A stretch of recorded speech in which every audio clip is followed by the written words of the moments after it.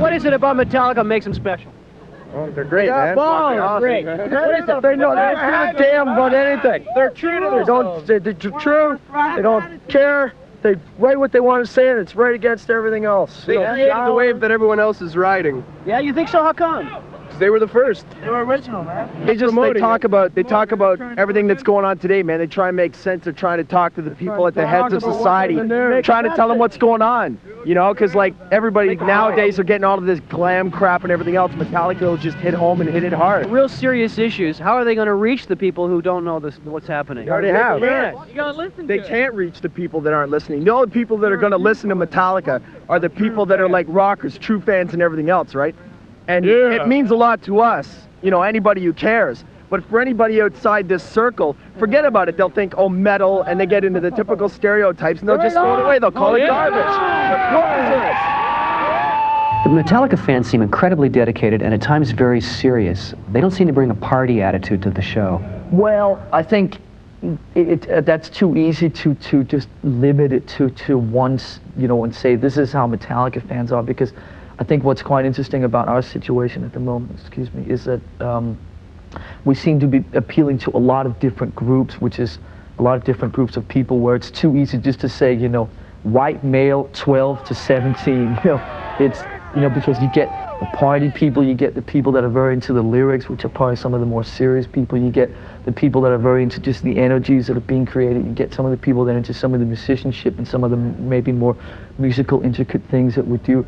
You get some punks, you get some of the more sort of yuppie kind of Village Voice, Rolling Stone kind of people, you know, who don't really generally like metal, but really like Metallica because they feel that Metallica has something slightly different to offer than what other metal bands. So, you know, it's just so many different kinds of people that just to sort of limit it and say your fans seem very serious. I think there's a little more to it than that. I can go out there at any given night, you know, and start talking to the fans, and one of them will say a comment that's just like, what?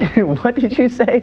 It's like, it'll make me think, you know, and I like that. I like, you know, it's just an objective viewpoint to what we're doing, and a lot of the times on this side of the stage you won't get it like backstage, you know, but a lot of the times it takes something like a fan to notice something that no one else would notice in the, you know, in the entire entourage, and I find that really surprising. But I mean, and when it comes to like, you know, talking with the fans and stuff, I was once a fan, and when I was going to concerts and such, I would go to every single gig hoping that I'd meet, you know, my idol, you know, guy, you know, that impressed me the most. And it never happened, but, you know, it didn't matter because I really enjoyed the band. And, you know, now that I'm in that position, I feel that, you know, well, these kids, you know, they've come to see the band. It'd probably make their day extra special if you go up to them and, you know, sign an autograph and talk to them. I'm not gonna ever space myself from being public. I mean, I'm not gonna become a hermit because of the popularity of the band. I think that can lead to some serious psychological problems. Another question, you got the album Kill 'Em All? Yeah? Can I borrow it? All right, well, you know the song, sing along with us. It's inside the Seek and the Distillery. I think we're very, very honest about our natural sort of growth and development and so forth, and I don't think we try and sort of hide it. Do you know what I mean? I think some people, you know, if they hit upon a formula that's quite successful, you know, oh, well, we sold 1 million records this way, let's just keep doing it this way, even though their spirits or something might be taking them elsewhere, or their thoughts or whatever. So we just always, you know, we do a record every 2 years. We always make sure that what comes out and what is written and what's put together is always what feels completely right and natural for us at that time. So we don't really suppress any of the sort of growth or the maturing or anything that's been in the last couple of years. And I think that the kids who've been following us respect and know that, you know, whether they necessarily maybe agree with the growth of the maturing, that they know that it's honest, and that's something that they can really rely on. That, you know, what you see with Metallica is always very honest. It's not, they're not ulterior motives or secret formulas designed to, you know, attract more people or do things, you know, for business or for money or anything like that. that it's always very honest and straightforward. And I think a lot of people can really, you know, associate with that. What makes them different from, say, you know, Iron Maiden or Judas Priest or Bon Jovi? What makes them different? Yeah, they're better. They're better? Yeah. Why? Better what? Musicians? Better looking.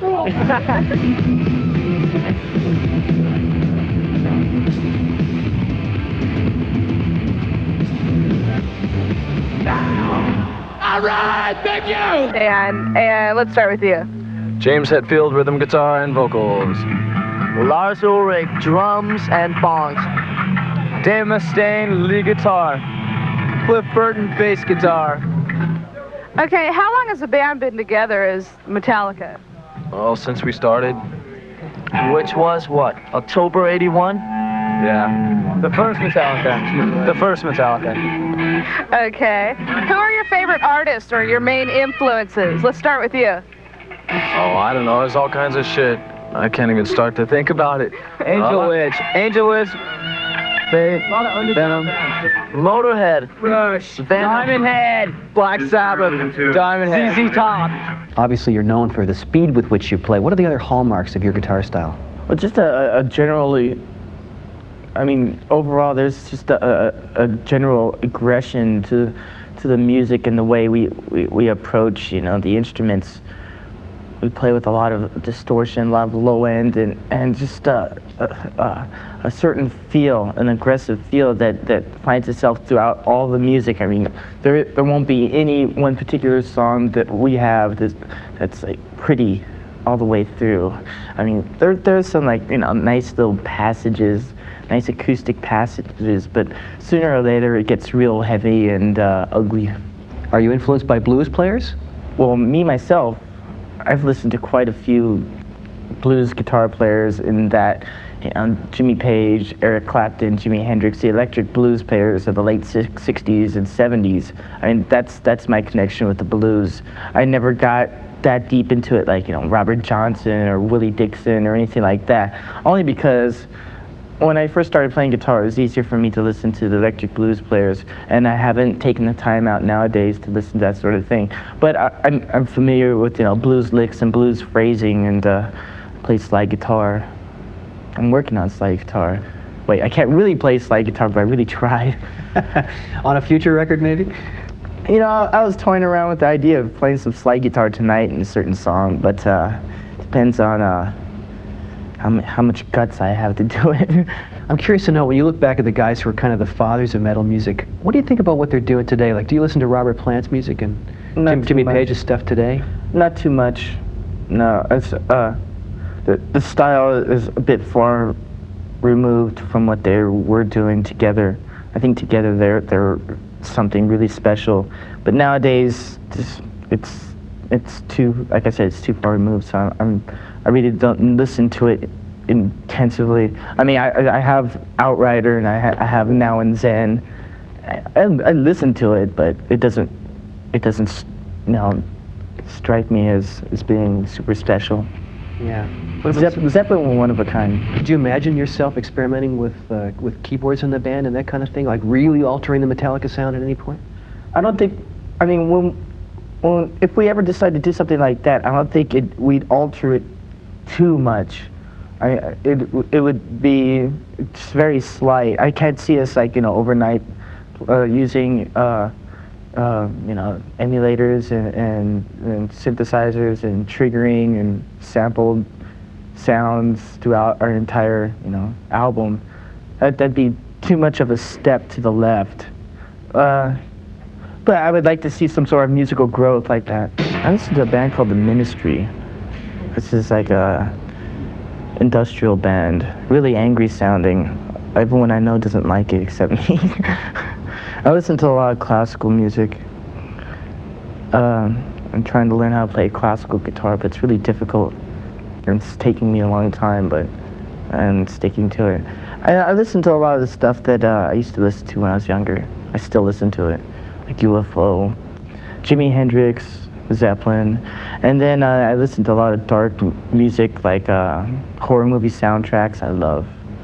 And I like bands like the Misfits, Sam Hain, stuff like that, Danzig. You know, about 9 or 10 years old in Denmark, and first started becoming very interested in music and so forth. For some reason, drums, I used to start out with these cardboard boxes and these things that you would mix paint with, you know, and just sit and play on these things and never try to play anything specifically structured or anything, but I always used to sit and pretend that I was Ian Pace from Deep Purple, and I always got a big kick out of that. And I think up through the rest of the 70s, every time that, you know, most people would stand in front of the mirror and play air guitar, I always found myself, you know, swinging wildly in the air, playing, or pretending I was some sort of drummer. So when finally I started getting around to really becoming so interested in it that it was time to do something, I just, you know, went the drum way, and, you know, just became very quickly interested in sort of, I didn't want to sit for 5 years and get lessons and learn all that.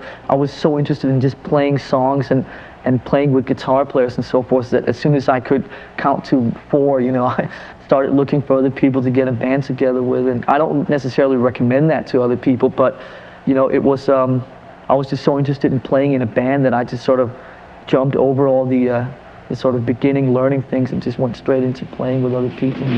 Sometimes it seems there's like 4 guys all soloing at once. How do you keep on top of what the other players are doing while you're on stage? I would say that I probably slightly have to disagree with what you started out by saying, but because I think that, especially on the last couple albums, we've tried to, the general way of thinking is that we try to do what's best for the overall unit as a whole. And I think a few years ago, a few of us were quite concerned with trying to like steal the solo spot, maybe is what you're referring to. And I think that has something to do with not being too confident in your own like musicianship and your own musical abilities. And I think that what we've done in the last couple of years is sort of pull back and realize to start trying to do what's best for the unit as a whole. And I think that, you know, now we overplay when we have to, and we sort of underplay when we have to. And, you know, I think it's just better to do what's best for the song as a whole. Can you tell me how you developed the themes for the new Metallica album?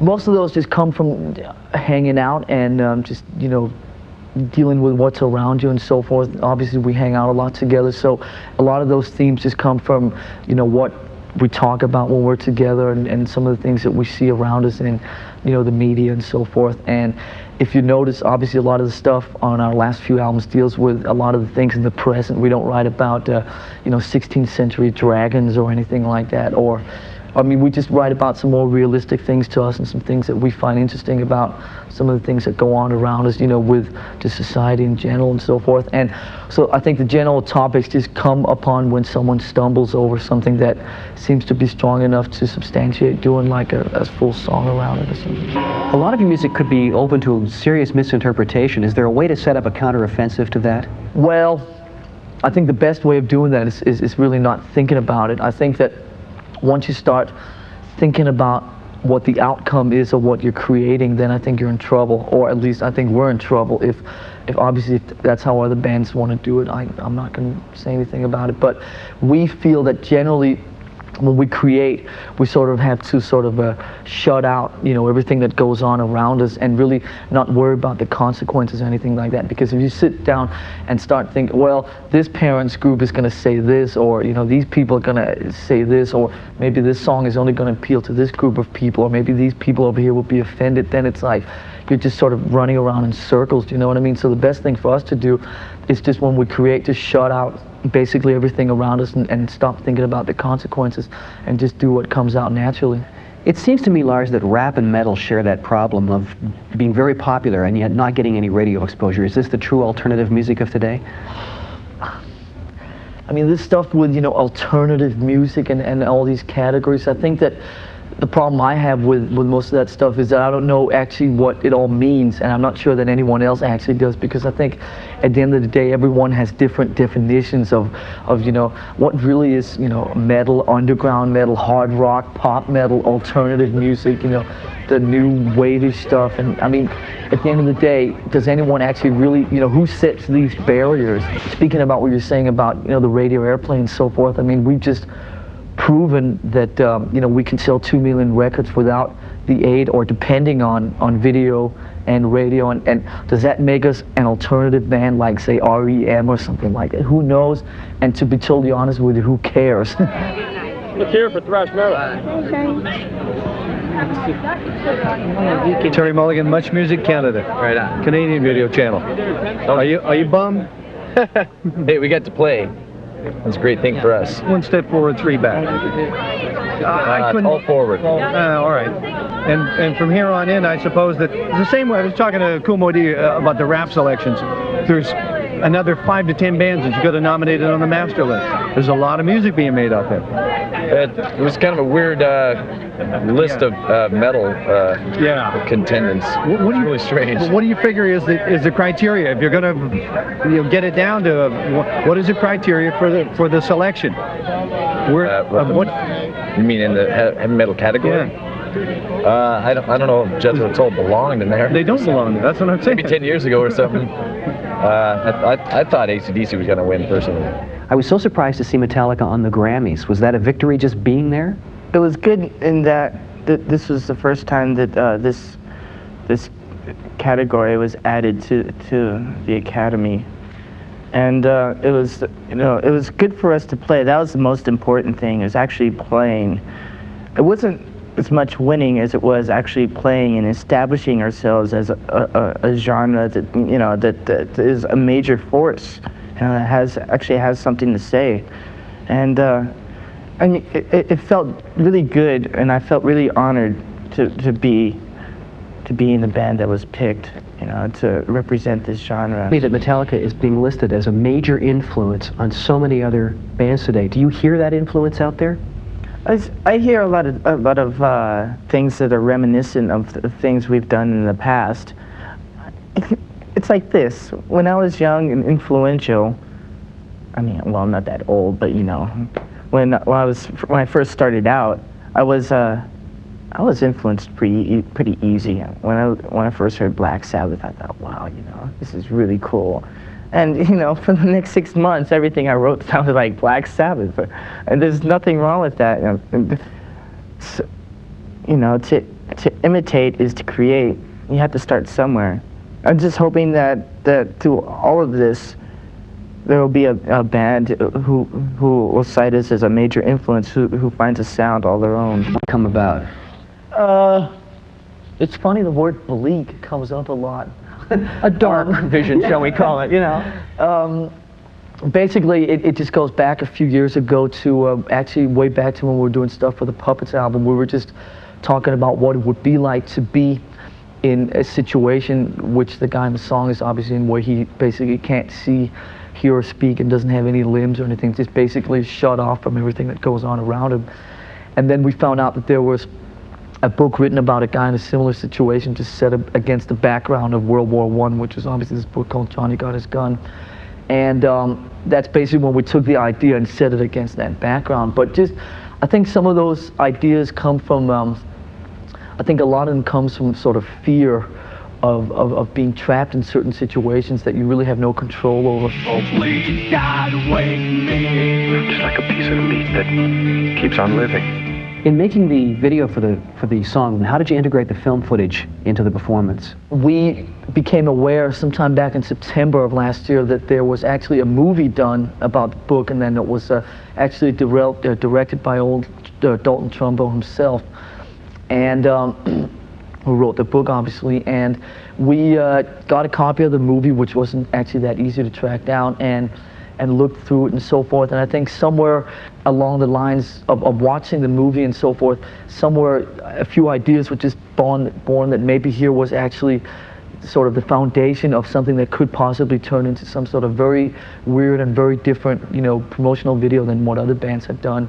And we got the rights to the movie, and we basically just started talking about, okay, we'll show the band, playing very, very subtly, and just the way we would do when we rehearsed, play to each other, not anything big and enormous with big lights and anything like that, just very subtle and very sort of just easy, sort of straightforward stuff. And just basically to try and tell the story of what goes on in this book and this movie without also, which was very difficult to, without just making the song sort of like a musical background for the story. So it was, trying to balance it out was kind of difficult. We knew somewhere along the lines there that we had an idea that was, you know, definitely very original and also quite different from what other people had been doing, and we threw ourselves out into it, knowing all the time the agreement we had with Elektra Records, which was that if this did not work, see ya, straight in the garbage can at their expense. And nice agreement. Yeah, it was a good agreement. It isn't like a lot of these commercial videos where it's just image after image after image after image, and you can just like stare at it, you know, at a daze. This one demands a lot of attention when you look at it, and it's, like I said, it's pretty different, and so I'm really proud of it. Henry Rollins,